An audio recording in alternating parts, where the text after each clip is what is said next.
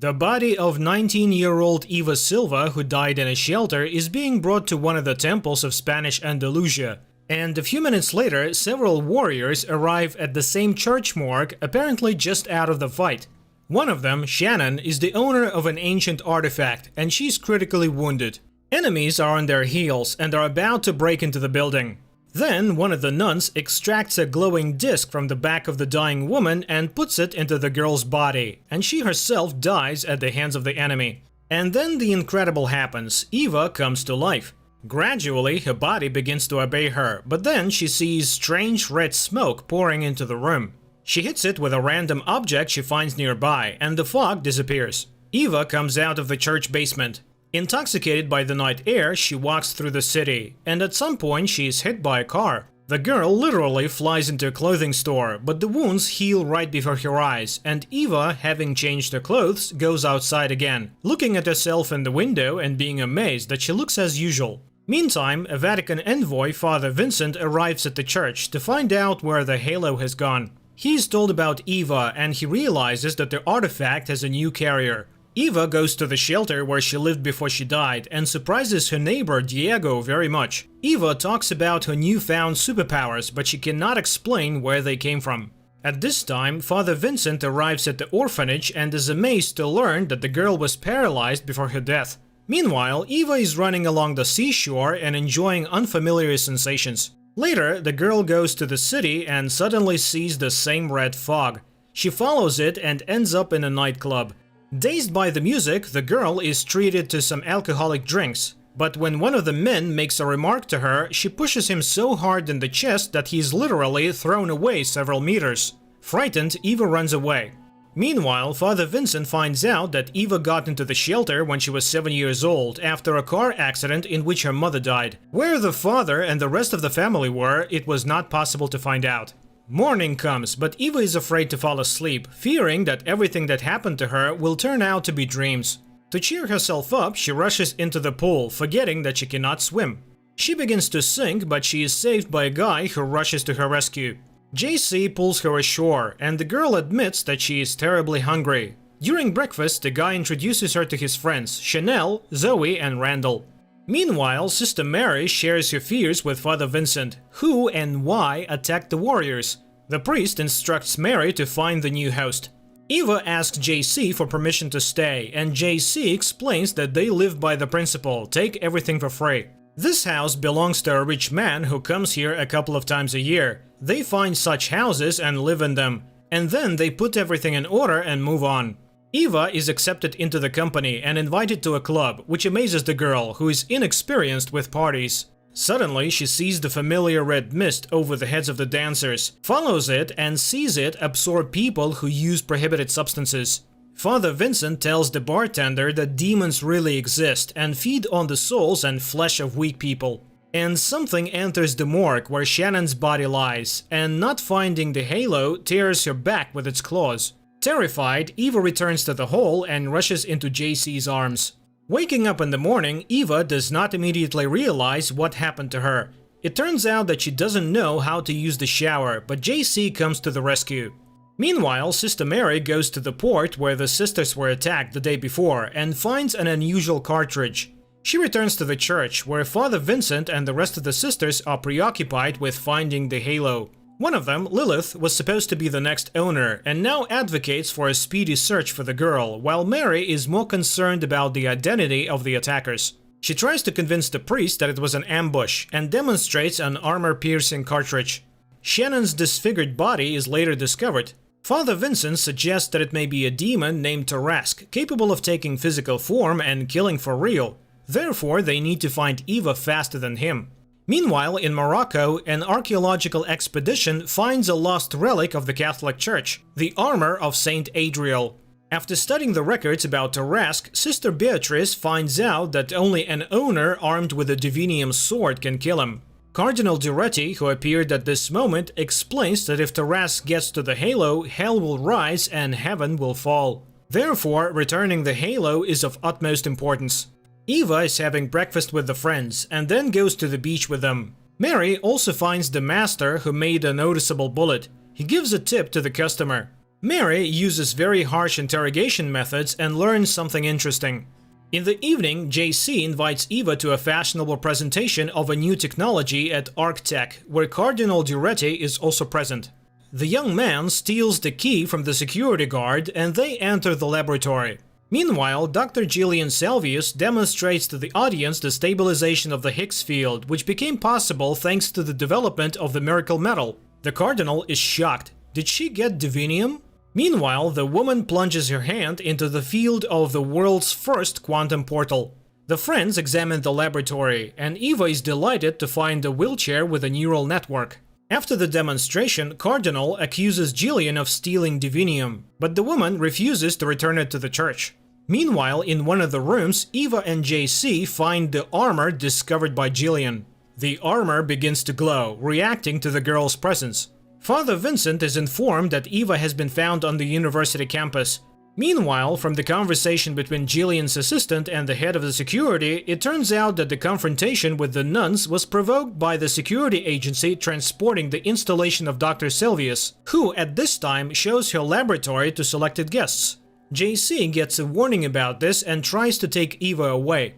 Gillian notices the fading glow of the armor and realizes that intruders must have penetrated the lab. On the way, Eva sees a room in which a child is locked and returns to him because she wants to understand what is happening there. Suddenly, the siren starts to blare. Eva tries to hide. On the street, Mary knocks out the security chief responsible for the attack on the sisters. Meanwhile, Eva is trying to escape from the guards. Suddenly, a portal opens up behind her, from which Tarrasque appears. But the warrior nuns, led by Father Vincent, intervene to protect the girl. Eva throws a piece of the armor at the demon, banishing him to hell, which extremely amazes the nuns. Eva starts asking questions, but she's knocked out and taken away. Later, the girl wakes up in the church tied to a bed. Despite attempts to calm her down, Eva reacts negatively, which is immediately transmitted to the halo. Suddenly, there is a shrill ringing, and Eva walks through the bed. Beatrice calms her down, but Eva releases a shockwave that scatters the sisters around. When she regains consciousness, she sees Vincent in front of her, who begins to tell a story about Saint Ariella, who came to God after losing all of her loved ones. She fought for the god and one day received a mortal wound, but the messenger of God, the angel Adriel, gave her his halo, so he saved her. Shocked, Eva realizes that the artifact is now inside her. Father Vincent talks about Tarrasque and about Eva's newfound abilities not only to see demons but also to kill them. Nevertheless, Eva tries to leave the church, but Father Vincent reminds her that her only protection is an osmium vest, which prevents demons from feeling the energy of the halo. She has a lot to learn. Meanwhile, Mary interrogates the head of the security, and he draws her attention to the fact that Gillian did not need to attack the nuns because it was more important for her to deliver the cargo. The man tries to kill the sister, and she shoots him. In the lab, Gillian and her assistants are watching the footage of the demon attack and trying to figure out what it actually was. And they decide that first of all they need to find the strange girl to whom the armor reacted. Meanwhile, Cardinal tells Vincent about the divinium machine he saw in the lab. It is clear that the metal is obtained by melting the armor of Adriel. Cardinal is interested in Eva's fate, but Father Vincent draws his attention to the unusual behavior of the halo. It seems that it chose its owner. On her first training day, Eva meets Mother Superior and tells her that she can now heal, see demons, pass through solid objects and levitate, which is confirmed by Lilith, who suddenly knocks the girl down. Eva has to respond. They fight, but Lilith's stick passes through Eva's body. Superior has to stop the fight. Later, Eva sits down for lunch with Sister Beatrice, who calms her down and tells her about Shannon. Eva learns more about Ariella, who created the Order of Female Warriors, named after the cross on the hilt of the sword. It was then that the nuns declared war on the darkness devotees. Meanwhile, Eva's friends find another rich house, which turns out to be Gillian's property. The woman allows them to stay in the home, on the condition that they hand over Eva to her as soon as she appears. While training with Sister Lilith, Eva learns that divinium can kill her too. Suddenly, there is a strange noise. Lilith commands Eva to defend herself and throws her a cross-shaped sword. But Eva passes through the wall, ending up in Mother Superior's room with her ankles stuck in the wall. It turns out that this was a test, and the sounds are made by a special device. Superion tells Eva about the dossier received from the shelter, in which it is written that the girl committed suicide by taking a large dose of painkillers. Shocked, Eva easily pulls out the leg. She outright denies the fact of suicide, but Superion puts pressure on the girl, urging her to decide whether she wants to live or die. At this moment, Father Vincent and Sister Beatrice enter the room, putting an end to Eva's humiliation. Vincent is outraged by Superion's behavior, but she sees Eva as a threat to the others. And the girl convinces Beatrice that she did not kill herself. Beatrice believes her and takes her to the cell that used to belong to Shannon. Later, Eva meets Sister Mary, who reads her the continuation of Arialla's story about how, before her death, she passed the halo to her successor. But when Father Vincent is distracted, the girl runs away, leaving her vest on the table and a note which says that she has chosen life. Returning to the street, Eva notices a man who is being chased by the familiar red fog and follows it. But she falls into a trap, she's beaten and stabbed. Soon she finally meets JC, who brings her to Jillian's house, where Chanel helps her to find her style and clothes. This instantly makes JC fall in love with the girl. Angry Zoe tells them that Jillian is looking for Eva. An argument begins, during which Eva emits a shockwave causing the walls to crack, and then she leaves. Meanwhile, Cardinal is trying to convince Father Vincent to find Eva and take the halo from her, even if it means killing the girl. The girl is trying to think what to do next, and remembers the humiliation she suffered from Sister Frances, who cared for her at the orphanage. At this moment, JC comes to Eva and tells her that he wants to travel further with her. Eva agrees. Meanwhile, the Cardinal informs the sisters about the blasphemy taking place in the laboratory, and he demands to return the armor to the church. Mary searches Shannon's cell and finds a piece of someone's clothes. Later, the Cardinal instructs Lilith to find Eva and return the halo to the true owner, herself. Mary tells Father Vincent that someone was tracking Shannon and knew exactly how to kill her. Eva recalls Sister Frances' bullying again, but she becomes distracted by JC's story about his mother's death. At night, the nuns attack Jillian's lab. Eva and JC come to the ferry crossing, but the girl has memories of how Sister Frances injected her with some liquid and then did the same with Diego. Eva runs away, instructing the guy to buy the tickets and wait for her there. The nuns neutralize the security of the laboratory, but they cannot find the armor. Beatrice sends everyone away and goes alone to look for the artifact. She is met by a whole squad of guards. But the fragile girl turns into a real murder weapon and throws the big guys down the corridor. She finally finds and takes the armor, seeing the device being built from divinium. Meanwhile, Eva enters the shelter and finds Sister Frances with a syringe in her hand, about to inject Diego. Eva stops the villain, who admits that she lost the count of how many people she killed. During the struggle, the nurse injects the drug into Eva's neck. The injection weakens the girl, but the halo begins to glow. Eva gets up and breaks the killer's neck.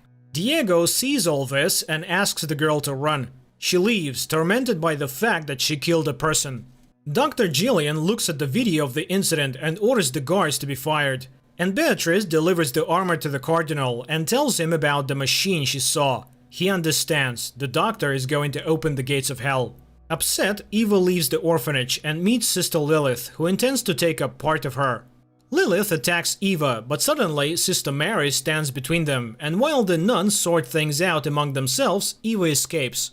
She hurries to the train station and is surprised to find JC still waiting for her. She asks to leave immediately, and the guy is surprised more and more. Later, Lilith and Mary arrive there, but manage to see only Eva's farewell gesture from the departing ferry. Dr. Jillian delivers a message about the gates being built to another world, and this is a new era in the history of mankind. But the church hinders the development of progress. In confirmation, the woman shows footage of the attack on the laboratory and asks the Vatican to stop the war. Cardinal decides to respond to Jillian's attacks, but first he needs to hide the armor. He orders the Shield of Faith to be sent to the Vatican. Eva is examining her shoulder, but the skin is undamaged. She has to lie to JC that she has a very valuable ring that doesn't belong to her. She tells him about her life in the shelter. While the shield is loaded into a car for transportation to Vatican, Father Vincent confesses to Beatrice that he does not trust the Cardinal. Later, the Cardinal compliments Beatrice and tries to win her over to his side. Meanwhile, Mary catches up with the ferry and meets Lilith at the pier. A fight breaks out between the sisters again, from which Mary emerges victorious, pushing Lilith into the sea. Meanwhile, JC takes Eva to the pantry to hide from the controller. He starts asking questions again, but the girl kisses him, and the guy instantly forgets about all the misunderstandings. Father Vincent comes to Jillian. He's ready to tell her where the shield is if she promises to leave Eva alone, because she's the only weapon against the world's evil. The doctor makes a promise that she's not going to keep. Meanwhile, Mary is attacked by Lilith again, and after the fight, Mary chains her attacker to the handrail in the toilet. Jillian's assistant shows her a video of how the shield was stolen. The doctor gives the order to find Eva, and then goes to the isolated room where her child is being held. The boy reports that he has spoken to the angels and everything will happen very soon. On the ferry, Eva is tormented by the need to tell the truth to JC, but when she goes to the bar, she meets Mary, who promises to protect her. Eva is outraged. She did not ask for such a fate. The sister lets her say goodbye to the guy, while Lilith frees herself from the handcuffs. The sisters meet again at the bar, and while Mary persuades Lilith to give Eva a choice, Eva and JC slip past. The nuns give chase and catch up with the young guys in the hangar where they tried to hide. JC tries to stand up for his girlfriend, but Lilith just throws him away. She stabs Eva in the back to cut out the halo, but then Mary steps in. While the sisters are fighting, a portal appears behind Mary, from which Taras comes out. While terrified JC crawls away, Lilith rushes at the demon, who pierces her with his claw. The dying sister orders Eva to raise her sword, and she dispels Tarask, who takes Lilith with him. The guy tries to get answers from Eva, but she just walks through the wall. Do you like the story so far? The next episode's coming right up.